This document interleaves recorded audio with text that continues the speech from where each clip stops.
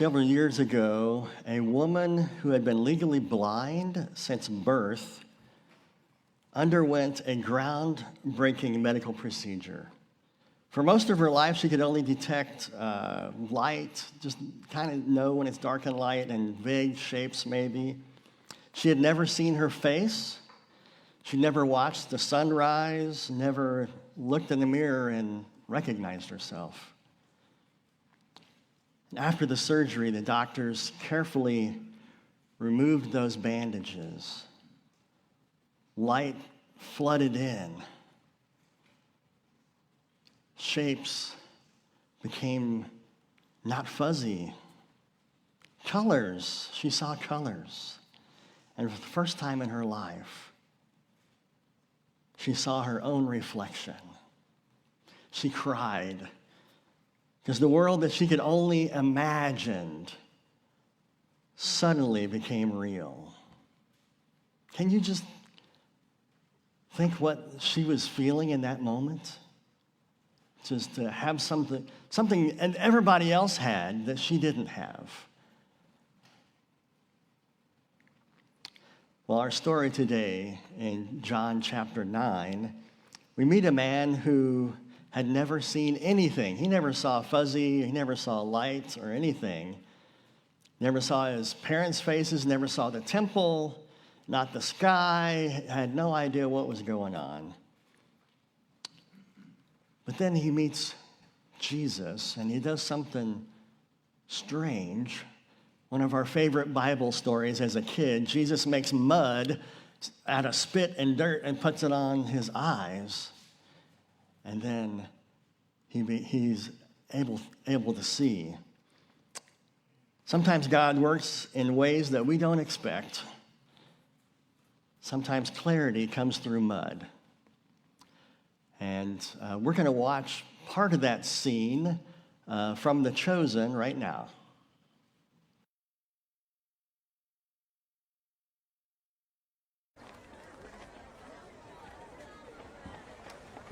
How long has this man been here? It's Uzziah. We've been friends since my malady started, but he's been blind since birth. King James. Yes, Lord. Drop some water from the well. Would you introduce me to your friend? What are you? You can't. I know that look. Why not? It's Shabbat. That'll make this more fun.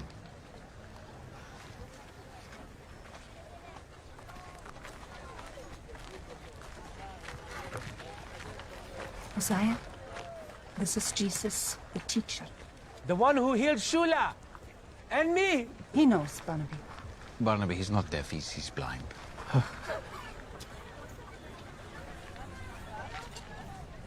Shabbat Shalom, Uzziah. Shabbat Shalom. Rabbi, please answer this for us.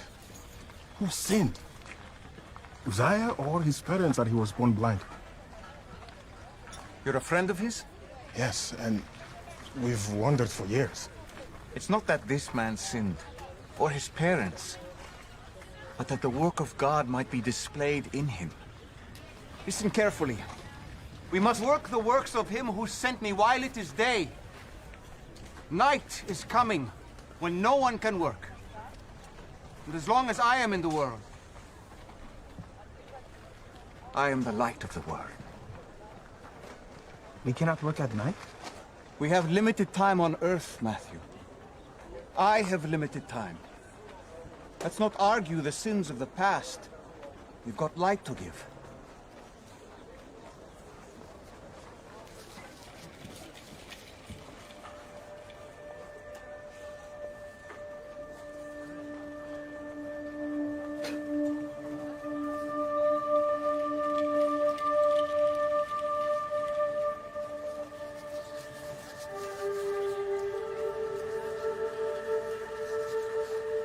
Excuse me. This might feel strange, but it will be worth it. Put it there.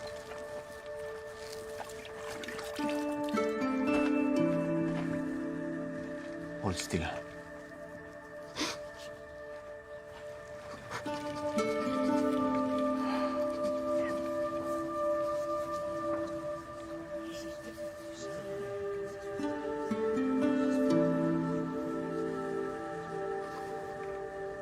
Now wash. Right here to your right. That's it.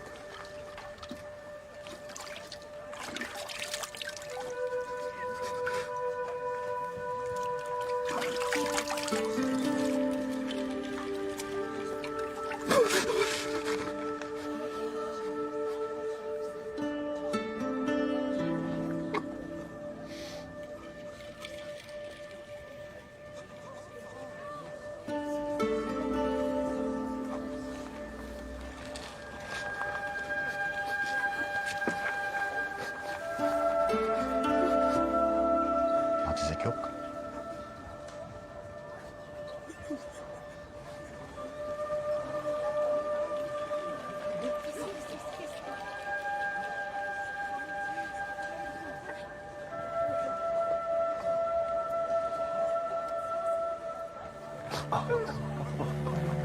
I got you.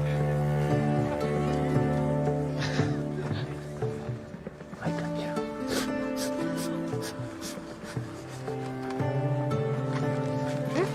Shalom. Shalom. I heard Jesus was here. Look. Uzziah? Uzziah, what The happened? man who used to sit and beg had very white eyes. That's because he was blind. Come with me. Now, Yes, now. To the synagogue. I can't think of a better place. Thank you. Thank you. They want to see me at the synagogue. Sure they do. Tell my parents what happened, and then I'm at the synagogue. Absolutely. Right away.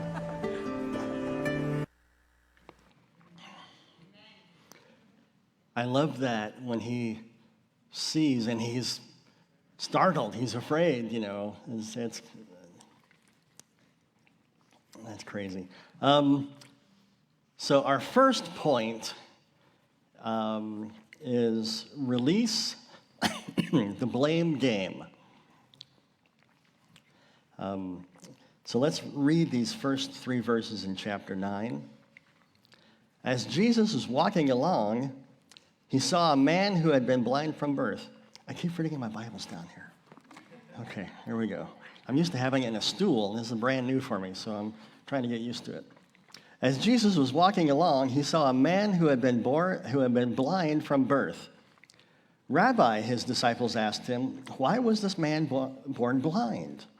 Was it because of his own sins or his parents? It was not because of his sins or his parents' sins, Jesus answered. This happened so the power of God could be seen in him.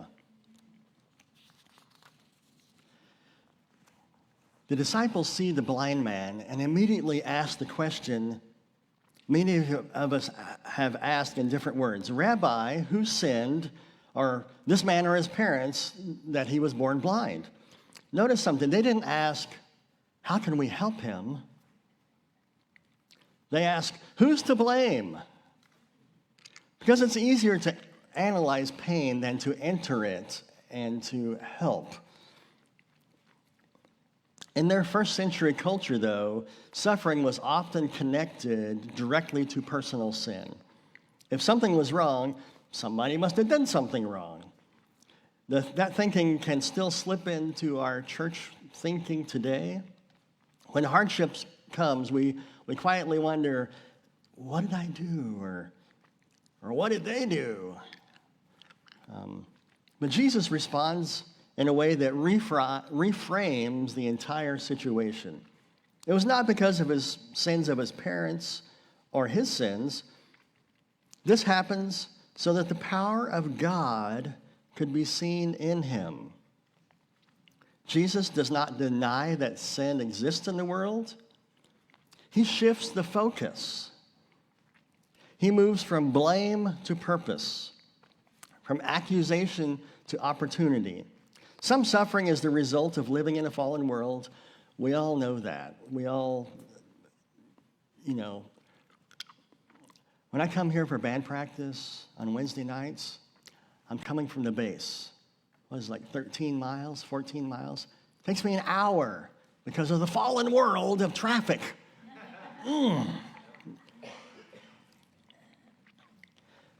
But for us as Nazarenes, this matters deeply. We believe in holiness.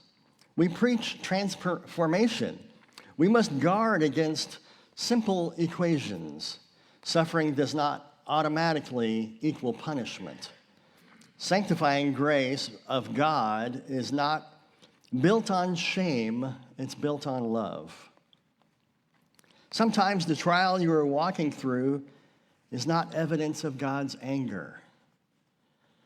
I need to write that down and put it on my bathroom mirror so that I can remember that every day. Sometimes the trial you are walking through is not evidence of God's anger. It may be preparation for God's display. The disciples wanted a courtroom. Who was to blame for this? But Jesus created a stage for God's glory to be seen. So here's the call to action. Release the need to assign fault. Release the internal accusation. Release the constant, why me? Instead, ask a better question. Lord, how do you want to reveal your work in this? When we stop blaming, we start believing.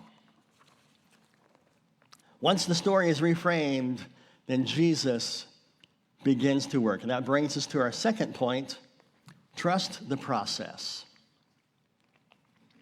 Let's continue reading verses 6 and 7. Then he spit on the ground, made mud with the saliva, and spread the mud over the blind man's eyes. He told him, "Go wash yourself in the pool of Siloam." Siloam means sent. So the man went and washed and came back seeing. Jesus could have just spoken the word. He healed others that way. We've seen in the last few weeks. He could have just touched his eyes and instantly healed him. Instead, he uses dirt and saliva to make this mud. In a way, I heard some say that since he was born blind, Jesus recreated him instead of repairing him. Like in the very beginning, how man was made of the dust of the earth, Jesus remade this man from the dust of the earth. I thought that was kind of an interesting insight that I read this week. The miracle begins with discomfort. Imagine this guy, his whole perspective. He can't see what Jesus is doing. He only feels the mud being pressed into his blindness. And then he receives the command, go wash.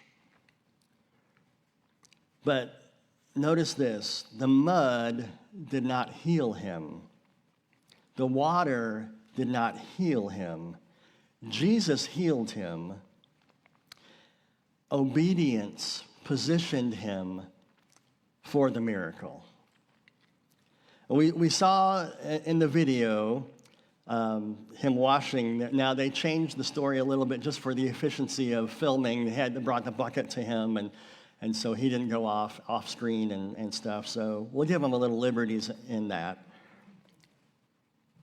He still had to move while blind, in our text here. He had to walk through the town with mud on his face.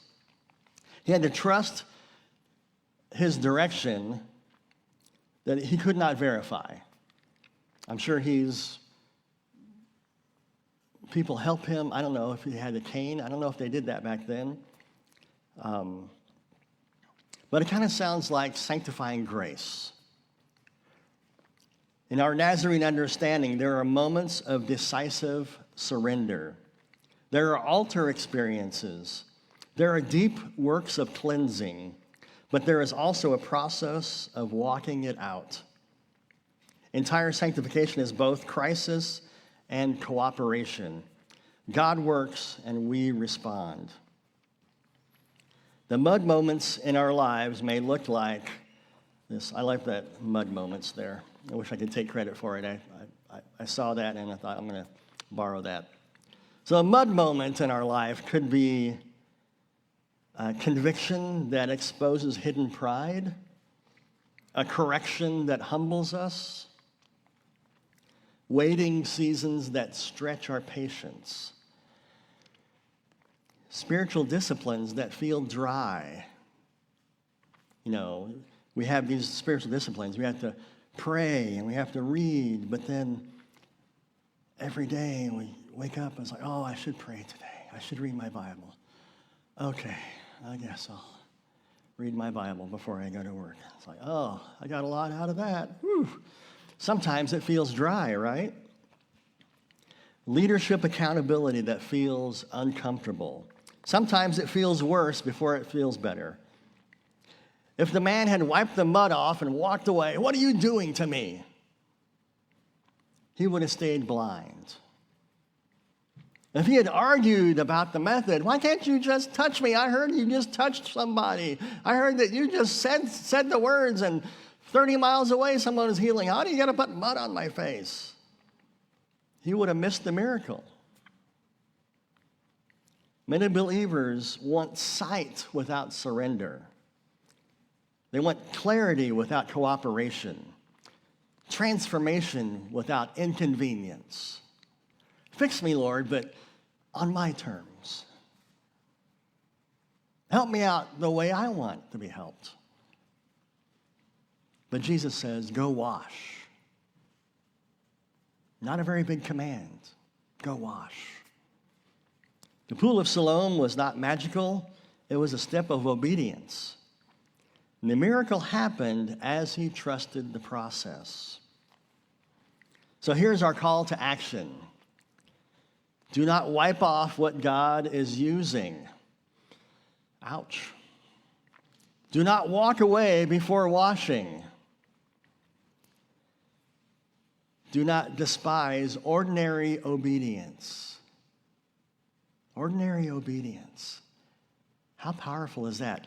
Sometimes we expect these grand moments of clarity and the angels and all the bright lights, but it could just be ordinary obedience. Getting up and reading that Bible, getting down on your knees and praying before you go to work or before you go to bed. Ordinary obedience. Stay in the process. Trust what Jesus is doing even when you cannot yet see the outcome.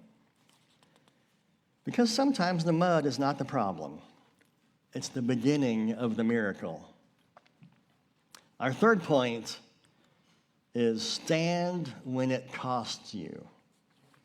Stand when it costs you. I'm going to read about 20 verses here. Starting at verse 13, we'll read to 34. Then they took the man who had been blind to the Pharisees because it was on the Sabbath that Jesus had made the mud and healed him. The Pharisees asked the man all about it. So he told them, he put the mud over my eyes, and then when I washed it away, I could see. Some of the Pharisees said, this man Jesus is not from God, for he is working on the Sabbath. Others said, but how could an ordinary sinner do such miraculous signs? So there was deep division of opinion among them. Then the Pharisees again questioned the man who had been blind and demanded, what is your opinion about the man who healed you? The man replied, I think he must be a prophet. The Jewish leaders still refused to believe the man had been blind and could now see. So they called in his parents. They asked him, is this your son? Was he born blind? If so, how can he now see? His parents replied, we know that this is our son and that he was born blind, but we don't know how he can see or who healed him. Ask him. He's old enough to speak for himself. I love that part. His parents said this because they were afraid of the Jewish leaders who had announced that anyone saying Jesus was the Messiah would be expelled from the synagogue. That's why they said, he's old enough, ask him. So for the second time, they called in the man who had been blind and told him, God should get the glory for us, for this, because we know that this man, Jesus, is a sinner. I don't know whether he is a sinner, the man replied, but I know this. I was blind, and now I can see. But what did he do? They asked. How did he heal you? Look, I told you once, didn't you listen? Why do you want to hear it again? Do you want to become his disciples too? Woo. Then they cursed him and said, you are his disciple, but we are disciples of Moses. We know God spoke to Moses, but we don't even know where this man comes from. Why, that's very strange, the man replied. He healed my eyes, and yet you don't know where he comes from? We know that God doesn't listen to sinners, but he is ready to hear those who worship him and do his will. Ever since the world began, no one has been able to open the eyes of someone born blind. If this man were not from God, he couldn't have done it. You were born a total sinner, they answered. Are you trying to teach us? And they threw him out of the synagogue. Whew. They need to regulate their emotions just a little bit, I think. This miracle should have ended in a celebration. Instead, it became an interrogation. The Pharisees bring the healed man in for questioning not once, but multiple times. They're not focused on the miracle. They're focused on the method. It happened on the Sabbath. Their theology feels threatened. You can't do this on the Sabbath. We are here to keep the rules. It is possible to defend rules and miss redemption. Notice how the man's faith grows under pressure. At first he says, the man they called Jesus. And then later says, he's a prophet. Then he reasons, if this man were not from God, he could do nothing. And finally, we see in verse 38, which we didn't read, when Jesus comes and finds him again, he says, Lord, I believe. And then he worships him. Opposition refined his understanding. Faith often matures in the middle of conflict. These guys were coming at him, and he was like, well, his name was Jesus, and they keep hitting him. Oh, well, he must be a prophet because he did this, and then he finally gets it at the end. He's Lord and worships him. The religious leaders increase their pressure. They question his parents. His parents are afraid. They distance themselves because the social cost becomes too real for them. Because the synagogue is their whole community, their whole identity, not just as religious, but as a people. They're identified as Jews. And so if you can't go to the synagogue, you can't have that expression of your faith or of the community. You'd be isolated from the rest of their friends. So holiness has a cost. When Christ transforms your life, not everyone will celebrate it. How many have seen that? Yeah, I don't have friends that I used to have because they don't get it. Some will question it. Some will analyze it. Some may distance themselves. Yet the healed man does not retreat. He does not soften his testimony to stay comfortable. He simply says, one thing I do know, I was blind, but now I see. That's so powerful. He does not argue complex theology. He just testifies to his transformation. In the Christian life, we understand testimony. We believe grace changes people. And when grace changes you, your story becomes evidence. You may not have answers for every critic. You may not be able to explain every doctrine perfectly. Yet you can say, this is what Jesus has done for me. I saw a video of a woman a few days ago who had someone share the gospel with her about 5 years ago. And she was an atheist. She was against any kind of religion. She rejected it all. And she was a goth girl, and she dabbled in all kinds of dark stuff. But this person simply shared their story. And she listened because she says, I'm a polite person. I'm a polite goth girl. Okay? And after that, nothing changed for her. The person went away and she didn't feel any different. She said, okay, I'm just nice, listen to their story. And she went on, didn't think anything else about it. That night at her house, she had a dream of Jesus. And she said she woke up a believer.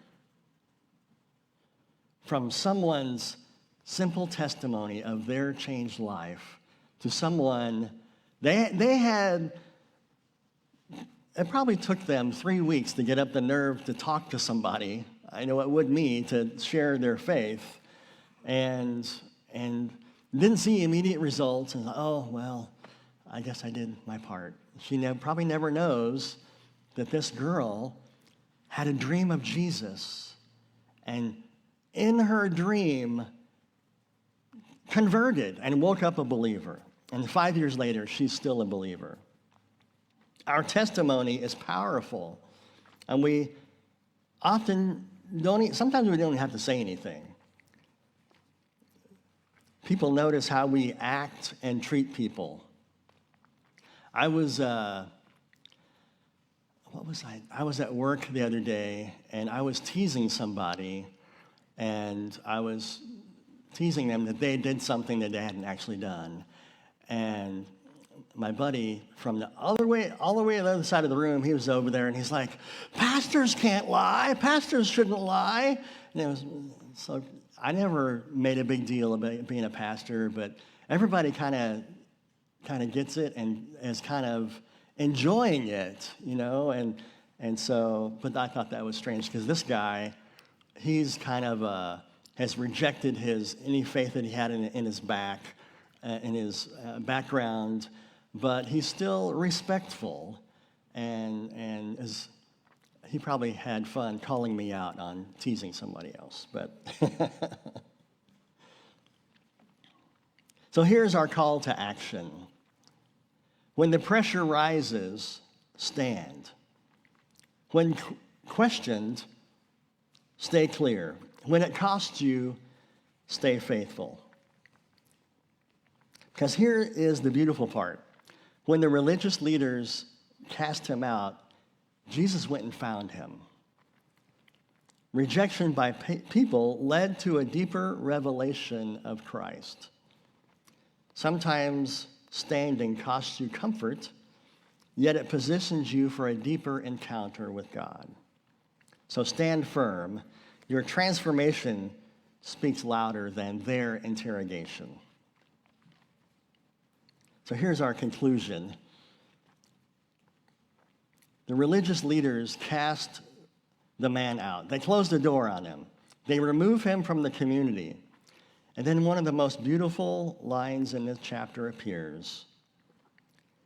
Jesus had heard him thrown out and then found him. I'm going to go ahead and find it and read that. I think that is... This is starting in verse 35. When Jesus heard what had happened, he found the man and asked, "Do you believe in the Son of Man?"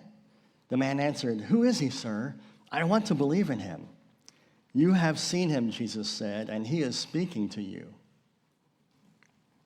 "Yes, Lord, I believe," the man said, and he worshiped Jesus.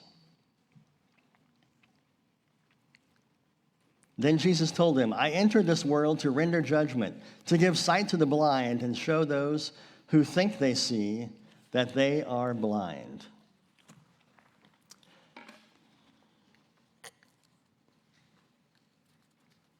When he was rejected by religion, he was pursued by the Savior.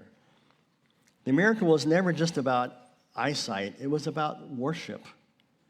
The story ends with the man saying, "Lord, I believe," and he worships Jesus. So the mud led to washing. The washing led to sight.